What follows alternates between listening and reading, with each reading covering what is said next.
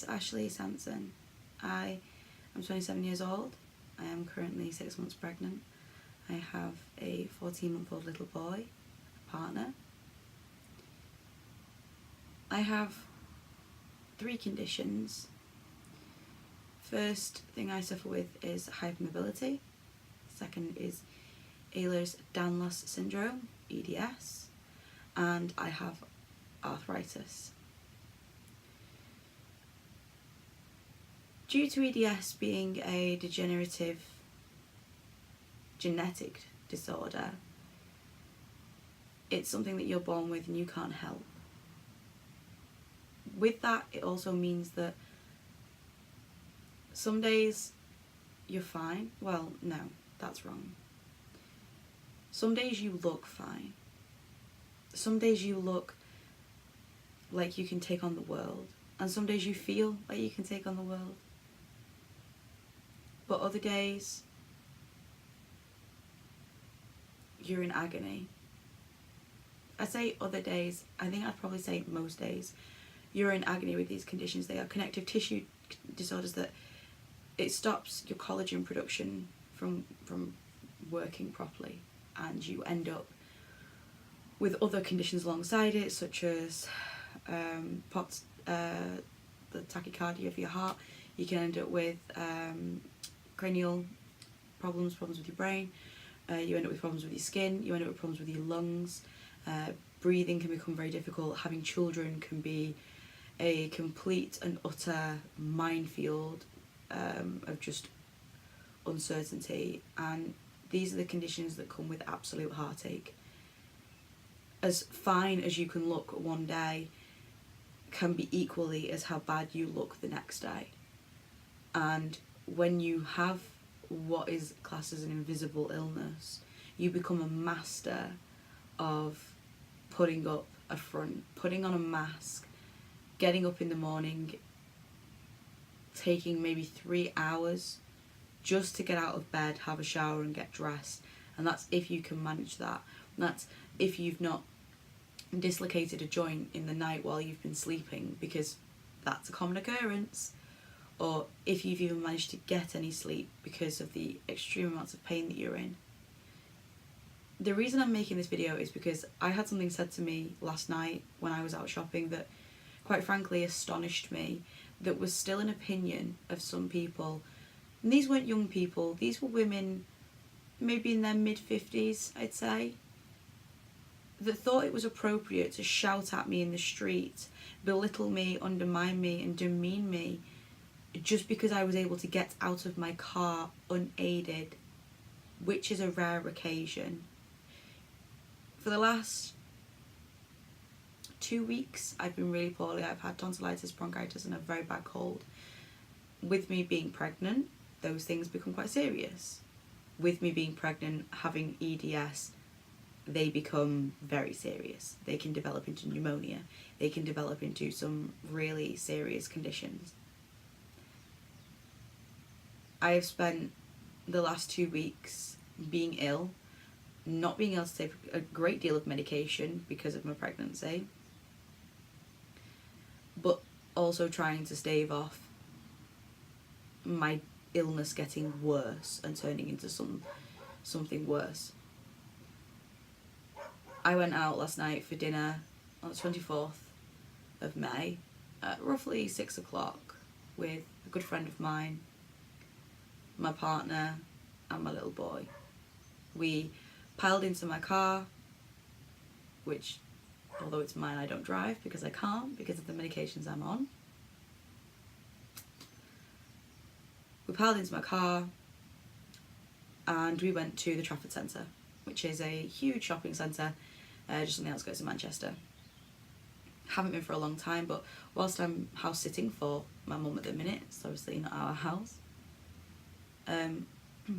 we decided that we should go for dinner because I've been so poorly recently and I was just starting to sort of come to the end of it. I'm still a bit chesty with it, but I was starting to come to the end of it and I felt like I wanted to go out and celebrate and try and cheer myself up. Now recently my condition has got a lot worse and I've now had in total 18 dislocations since January, which is a lot.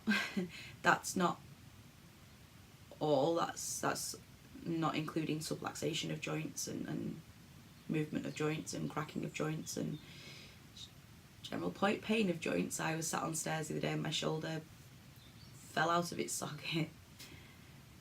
So we went to the Trafford Centre, and because my conditions got worse, we applied for a new car that was higher up, so it was easier for me to get in and out of, which means I now don't need my cane to get out of my car, because I can literally just slide out of it, which is amazing. It's made such a difference. My seat in the car that we ordered had special lumbar support to help my back, which I can electronically manoeuvre, which is amazing. And honestly, we've only had the car a few days, but it's made such a difference when we're going anywhere. When I have to go to my appointments at Wharfdale Hospital, they're so far away, they're an hour away from where I live, so you know, on trips like that, on journeys like that, it really helps. The seat reclines in a really nice way as well, that I can actually get some sleep in the car if I need to. As we pulled up to the Trafford Centre, we parked outside of the Debenhams entrance, and I have my blue badge in the windscreen, already in the windscreen. So I have a blue disability badge, which is something you can get in England when when you are disabled. It's a special badge that gives you excuse me, not quite over my cold yet. It's a special badge that gives you access to parking spaces closer to doors, which is a big deal. We parked in the space. My canes were in the boot because I now don't need them next to me in the car, because I don't need them to get out of the car unless I'm really bad, in which case Murray will bring them to me, or if I'm having a really bad day, he'll just bring my wheelchair. But on this particular day, I was feeling pretty good, I was feeling pretty peppy, I was on quite a lot of medication, but anyway, jumped out of my car, well I say jumped, slid out of my car and walked round. And as I went to walk around, Katie, my friend who was with us, got out the first out of the car, Murray got out of his driver's seat, and Toby was in the back on the right hand side. And as we got out and went to open the boot, as I went to get my canes out, two women found it completely appropriate off their own back to shout at me. And what they shouted wasn't sweary or particularly, you know, threatening. What it was belittling. What it was embarrassing. And what it was upsetting. As they drove past, they wound the window down and the passenger shouted, "That's a disabled space. You shouldn't be parking there." Now, I don't know whether she's some kind of savant doctor who can just look at somebody and know that they're perfectly healthy, but as far as I'm aware, she's not. Now, I wouldn't wish the condition I have on my worst enemy. And I mean that from the bottom of my heart. I have people in my life I do not like who, you know, everybody has somebody they don't like, and I wouldn't genuinely want them to have this condition because it's that horrible. I have lost everything, nearly, in the last 2 years. I lost my job because of my condition. I lost family members who don't want to speak to me because of it. I have lost friends. I've been told to go and kill myself because of it. I've been told I'm faking it for the disability payment, which, FYI, you cannot do, okay? You have to have so much evidence to prove you are disabled before you can get disability payment in England, okay? So this whole myth of, oh, you're doing it for the disability. Rubbish. Absolute rubbish. When she shouted out of her car window at me, what she did in her world was a fleeting comment. It was a snap judgment of me and my family, of what we look like, who we are, and what we look like we should be. We should be young, healthy people. And she's right. We should. But I am not. I am young, but I am by no means healthy. And I fight every single day to stay the healthiest I possibly can. I take medication I hate taking because of its side effects. I have tried so many different treatments.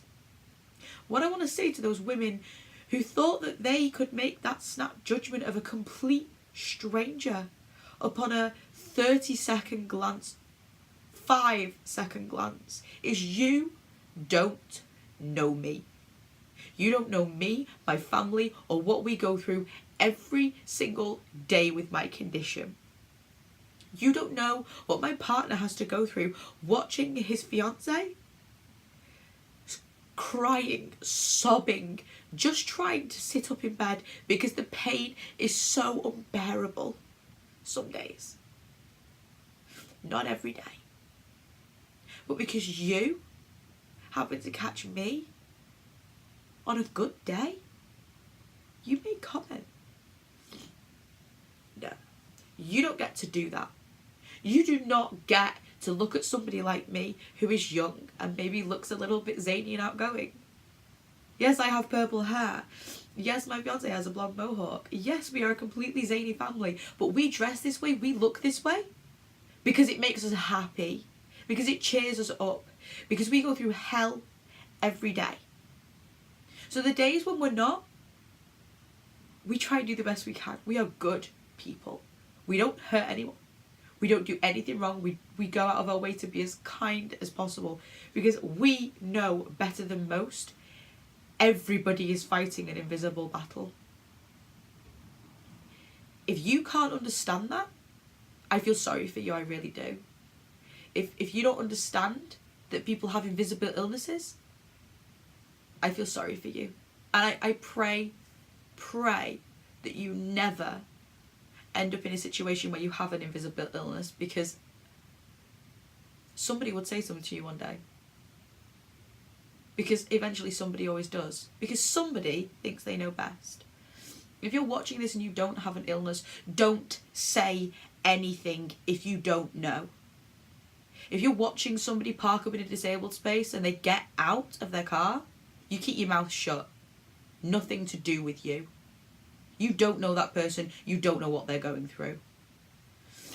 If that person has a disability badge and they are parked there, they have every right to be parked there, no matter what you or your friends or family think. I don't want to be angry about this any longer than necessary, and I have reported it.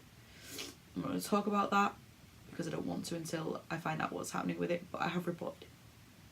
Not to punish those women, not to get them in trouble, but because I want to find out who they are so I can show them my life. Not that I should have to justify myself to anybody, but on this occasion, I want to. I want to show those women exactly what they did that day and how much they upset me. Nobody ever deserves to be belittled or made to feel like their disability doesn't matter. Anybody fighting invisible illness is an absolute warrior and should be treated as such. You are the king and queens of your bodies and you deserve to be looked at like that. Whether your disability is visible or not. Everybody needs to keep fighting mental and physical illness. They are equally as serious as each other. Please pass this along. Please pass this to everybody and anybody, because everybody needs to know how serious that just saying a fleeting, what may be a passing comment to you, how serious it can be to somebody with a severe illness. Because it could just be your comment that maybe knocks them over the edge that little bit that day, that they can't handle it anymore. I'm going to end it there. Everybody stays happy and as pain-free as possible. And remember, invisible illness or not, you do not get to be treated like this. You keep fighting for what's right. Stay safe, everybody.